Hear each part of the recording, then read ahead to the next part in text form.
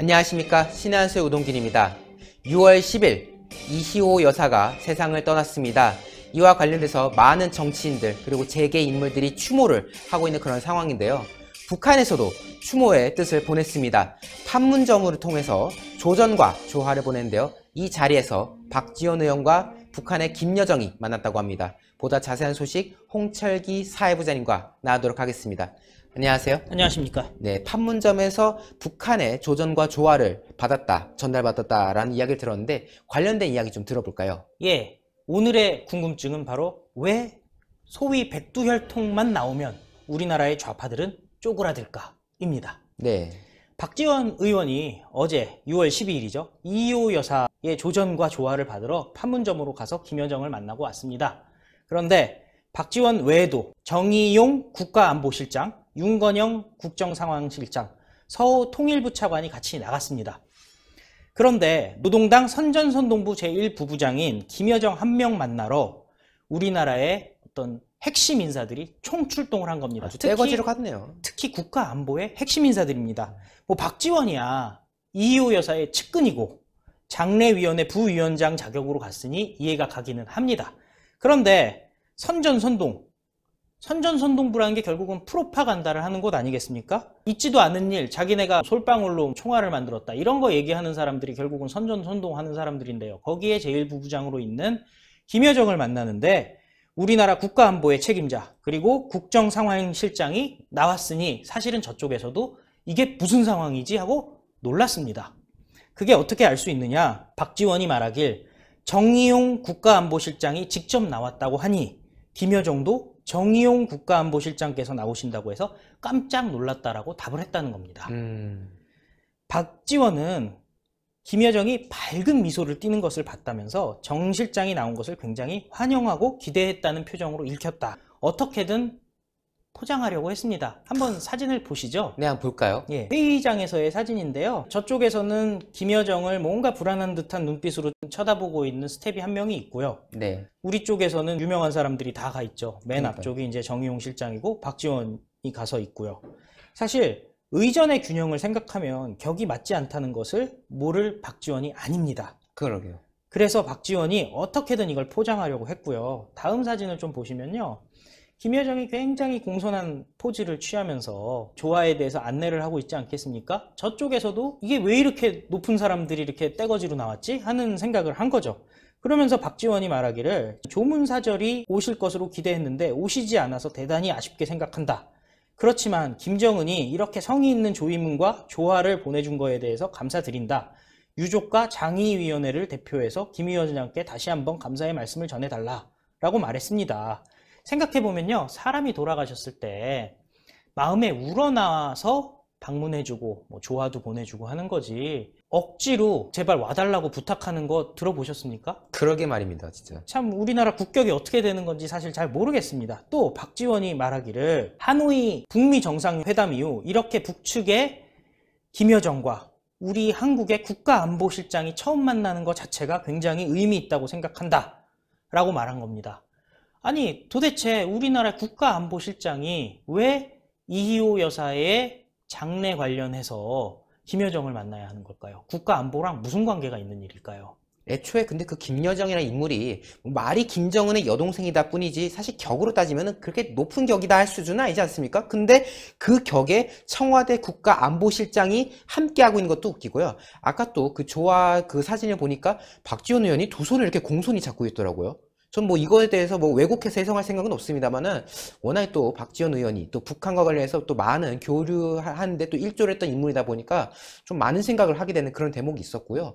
어쨌든 간에 지금 이 이희호 여사께서 돌아가신 것을 뭔가 계기로 해가지고 또 남북 관계에 대해서 또 뭔가 평화 모델을 만들고 싶어 하는 게 너무 눈에 성연한데 글쎄요, 이게 과연 국민들에게 잘 전달될지 그건 잘 모르겠습니다. 실제로 박지원이 이렇게 말을 했습니다. 이 만남을 계기로 해서 더 많은 대화를 해서 빠른 시일 내에 남북 정상회담이 이루어지고 또 그것이 결국 북미 정상회담으로 이루어져야 한다. 네. 이런 일을 하실 분은 문재인 대통령밖에 없으니까 오늘 그러한 분위기를 조성하는 것이 좋다라고 말했습니다. 그리고 이 두 고위급의 만남이, 여기서 말하는 두 고위급이라는 게 김여정과 정의용이죠.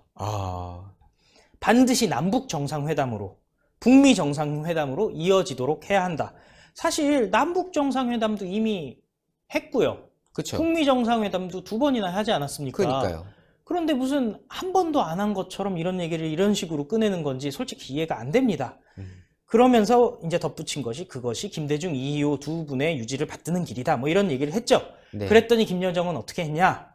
그냥 가만히 잘 듣고만 있었습니다. 미소를 띠면서. 거의 뭐 아래 것이 말하고 위 사람이 이제 그래 넌 열심히 해라 뭐 말해라 거의 그런 분위기였다라고 밖에 할 말이 없는 건데요 이거. 어쨌든 그냥 웃으면서 네네 하고만 있었던 겁니다. 그리고 나서 김정은에게 그러한 말씀을 보고하겠다라고만 얘기했다라는 겁니다. 그리고 또 박지원이 광주 세계 수영 선수권 대회에 북한도 선수단과 응원단을 보내달라고 또 부탁을 했다는 거예요. 짜증난다, 그것도 진짜. 또 진지하게 들었더니 네. 진지하게 들었다는 건 이제 박지원의 주장이죠. 그렇죠. 또 웃으면서 위원장께 보고드리겠다라고 또 얘기를 했다는 거예요. 그냥 김여정은 그냥 할 말이 그밖에 없네요. 그래 열심히 떠들어라. 그래 알겠습니다. 김정은한테 전달 드릴게요. 네 김정은한테 전달 드릴게요. 뭐 그거밖에 한 게 없네요 사실은. 뭐 그런 사람을 데려놓고 무슨 고위급이라고 지금 이 대한민국 언론에서는 지금 떠받들고 있으니까 정말 어처구니가 없을 따름이네요. 일방통행을 한 거죠. 그러고서는 고인을 추모하는 그런 대화만 오갔다 라면서 별도의 대화를 했는지를 기자들이 이렇게 물어보니까 그런 것은 없다. 윤건영 국정상황실장까지 같이 갔는데 그런 얘기가 없었다. 그러니까 결국은 우리나라의 국회의원, 안보의 책임자, 그리고 청와대 국정상황실장이 총출동해서 김정은 동생한테 쩔쩔매다가 그냥 돌아왔습니다. 아무 성과도 없이요. 네. 그런데 우연의 일치인지는 모르겠는데 바로 그날 노르웨이에서 문재인 대통령이 정상회담에 대한 발언을 하게 됩니다. 네. 김 위원장과 트럼프 대통령은 조기에 만나는 것이 바람직하다고 생각한다. 트럼프 대통령 방한 전에 김 위원장을 만나는 것이 바람직하다. 트럼프 대통령의 방한이라는 게 이번 달 말이지 않겠습니까? 네. 오사카 G20에 맞춰서 우리나라를 들렀다 가게 되죠. 그러니까 그 전에 남북 정상회담을 하자라는 얘기입니다. 그러나 김 위원장 선택에 달려있다고 말씀드릴 수 있겠다. 그러니까 우리는 선택권이 없는 거죠. 그러니까요. 김정은이 만납시다 하면 만나는 거고 만나기 싫습니다 하면 안 만나는 거예요. 아주 간단해요. 참 전 짜증난 게 뭐냐면요. 아니 문재인 정부가 이 북한과의 관계에 대해서 한반도 운전자론 뭐 이렇게 말하지 않았습니까? 그러니까 한반도 이 정세에 관련해서는 이 대한민국이 주도적으로 운전석에 앉아서 뭐 미국이나 이런 사람들이 이제 거기에 대해서 그 이제 함께 협력하는 그런 관계로 가겠다. 이게 지금 문재인 정부의 주장이었는데 지금 하는 꼬라지 보십시오. 이게 무슨 운전자입니까? 저는요 운전자에 탈 거라고 믿지도 않았는데요. 가만 하는 걸 보니까 이거는 조수석에도 못하고 이건 뒷자리도 하는 것도 아니고 거의 뭐 트렁크에 그냥 낑겨가는 수준이지 않겠습니까? 이거는? 사실 트럼프 대통령도 김정은한테 어제 편지를 받았죠. 뷰티풀, 아름다운 편지라고 얘기를 했는데요. 결론적으로 얘기하자면은 자기는 서두르지 않겠다. 나는 급할 게 없다라고 분명히 얘기를 했습니다. 그리고 이 관계된 이야기는요. 저희가 내일 11시에 실시간 방송할 때, 아침 뉴스 할 때 보다 자세한 얘기를 트럼프에 대해서는 얘기를 하도록 하겠습니다. 기대되네요. 예, 단독 보도가 될 것 같습니다. 그리고 박지원이 결국엔 김여정에 대해서 계속 띄워준 거예요. 왜? 본인이 사실 물 먹고 돌아왔잖아요. 그러니까 어떻게 저렇게 잘할 수가 있는가 깜짝 놀랐다. 백두혈통, 하나밖에 없는 동생, 그것만은 아닌 것 같다. 개인의 출중한 능력도 대단하더라 하는 것을 느꼈다. 사실 어제 보여준 출중한 능력이라는 게 네네네 보고 드리겠습니다. 요 말을 반복한 거잖아요. 그렇죠. 그게 출중한 능력이다라고 포장을 해주는 거예요. 네. 결국에는 자기가 말려들고 빈손으로 돌아왔다라는 얘기를 할 수가 없어서 김여정이 뛰어났다라고 얘기를 해주는 거죠. 그래도 그렇지 띄울 사람이었어서 북한 어떻게 보면 이 대한민국과 적대 관계를 할 수 있는 북한의 그 김여정을 뭐 대담하다 뭐하다 이런 식으로 하는 게 아니 이거 북한 사람이 아니고서 그런 말 할 수 있는지 저는 좀 이해가 되지 않습니다 진짜. 사실 어느 나라 사람인지는 좀 두고 봐야 되겠죠. 그런데 김여정에 대한 특별 대접은 어제 오늘 일이 아닙니다. 그냥 잠깐 사진을 보면서 말씀을 드리면요. 작년 2월 평창 올림픽 때 미국의 도널드 트럼프 대통령의 딸 이방카도 방한을 했고요. 김여정도 방남을 했습니다. 그런데 이방카가 공항에 도착했을 때는요. 차관복급 외교부 의전장이 영접했습니다. 반면에 김여정이 방남했을 때는 인천공항에 도착했을 때 조명균 통일부 장관이 천혜성 차관, 국가안보실 차장, 차관급이죠. 네. 결국 3명이 나가서 영접을 했습니다. 결국에는 이방카보다 미국 대통령의 딸인 이방카보다 북한 김정은의 여동생을 훨씬 더 격이 높게 의전을 했던 거죠. 남들이 봤을 때는 도대체 왜 저렇게 하는지를 전혀 이해를 못하는 그런 상황일 수밖에 없습니다.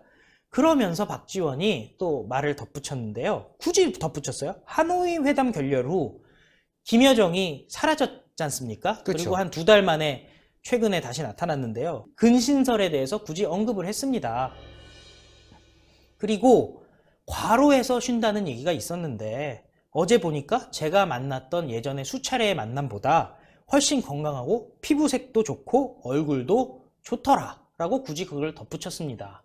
사실 피부색도 좋고 얼굴도 좋다는 얘기를 왜 굳이 덧붙일까요? 그러니까요.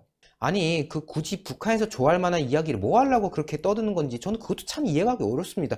그러니까 정말 박지원 의원이 도대체 대한민국 국회의원으로서 해야 되는 게 아니라 왜 이렇게 북한을 두둔하는 그런 발언을 하느냐라고 계속 지적이 되는 것밖에 없거든요. 솔직히 뭐 김영철이라든가 김혁철이라든가 뭐 이런 사람들은요 숙청당하면 끝이에요. 그렇지만 김여정은 김정은의 혈육이기 때문에 특수관계자이기 때문에 웬만한 실책 갖고는 사실 숙청은 당할 일이 없지 않습니까? 그렇죠. 그리고 이미 얼굴이 다 오픈이 돼 있는 사람이고, 예를 들어 김정철이라든지 김정남 같은 사람들은 북한에서 공식적으로 오픈이 되지 않았지 않습니까? 공개가 되지 않은 사람들입니다. 왜냐면은 김정은의 정통성을 해치면은 안 되기 때문에. 반면에 김여정은 딸이기 때문에, 김정일의 딸이자 김정은의 여동생이기 때문에 공개 활동을 할 수가 있는 거거든요. 네.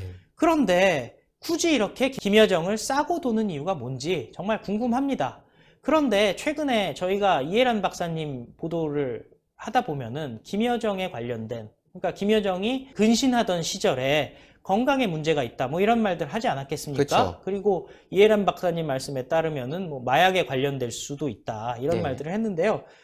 어제 최신의 사진이 확보된 거 아니겠습니까? 그렇죠. 그래서 한번 그간의 김여정의 얼굴의 변화를 변화 한번 보도록 하겠습니다. 네, 사진을 볼까요? 보시죠. 2014년 김여정 얼굴을 보면요, 다크서클이라던가 뭐 광대뼈의 그림자라던가 이런 게 하나도 없죠. 지금부터 한 5년 전인데요. 물론 5년 전에는 김여정이 20대 중반이었기 때문에 어려서 그랬다라고 얘기를 할 수가 있습니다. 하지만 2018년 2월 사진을 보면요, 평창올림픽 때 방남했을 때의 사진 아니겠습니까? 그렇죠. 야외에서 찍은 사진인데 전혀 그림자가 보이질 않죠. 물론 확대해 보면 뭐 기미 주근깨도 분명히 있고 분명히 다크서클을 가린 흔적도 있습니다만 메이크업으로 충분히 가려지는 수준이었습니다. 반면에 1년이 지난 하노이에서 찍힌 사진을 보면요, 살이 많이 빠졌죠. 그냥 단순히 건강하게 살이 빠진 게 아니라 수척한 모습을 볼 수가 있습니다. 몇 달이 지나고 나서 최근에 다시 복귀했을 때의 모습입니다. 여전히 뭔가 건강에 이상이 있는 듯한 모습을 하고 있습니다. 수척하네요. 수척하죠. 그리고 사실 이때 모습을 보면요, 이때 무슨 집단 체조 같은 거를 김정은이랑 같이 봤는데요, 그날 김정은이 굉장히 화가 났어요. 화가 나고 막 혼내고 막 이런 거라서 눈치도 보고, 여동생이 아무리 오빠가 독재자라고 하더라도 눈치를 그렇게 보지는 않을 거 아닙니까? 그런데 너무 벌벌 떨면서 눈치 보는 모습이 보였고요. 그 다음에 어제 찍힌 사진을 봤을 때는 결국에는 얼굴의 광대뼈 밑에 그림자가 여전히 강하게 남아있는 것을 확인할 수가 있습니다. 네. 결국 김여정은 백두혈통이 아니라면은 지금 활동을 할 수가 없는 상황이라고 저는 보여지고요, 건강이. 그런데 김정은이 어쩔 수 없는 이유가 있다는 느낌이 듭니다. 믿고 맡길 만한 사람이 지금 없는 겁니다. 김정은이 점점 고립돼 갖고 있다는 느낌이 듭니다. 김영철도 뭐 결국 복귀했지만 그 사라진 기간 동안 뭐 했는지 사실 모르지 않습니까? 김정은이 결국 믿을 거는 내 식구다. 그럼 뒤집어 얘기하면은 아무도 믿을 수가 없다 라고 스스로 생각하고 있는 그런 단계까지 온 게 아닌가 싶습니다. 그런데 그런 김여정이, 그런 건강이 지금 어려워진 김여정에 대해서 박지원은 포장을 해서 역시 김여정이다, 백두혈통이기 때문이 아니라 능력으로 이 자리까지 꿰찬 것이다 라고 지금 얘기를 하고 있는 겁니다. 이게 도대체 어느 나라 사람이 할 얘기겠습니까? 오늘 여기까지 하겠습니다. 네, 오늘 홍철기 사회부장님 좋은 취재해 주셨습니다. 대단히 감사합니다. 네, 정말 어이가 없습니다.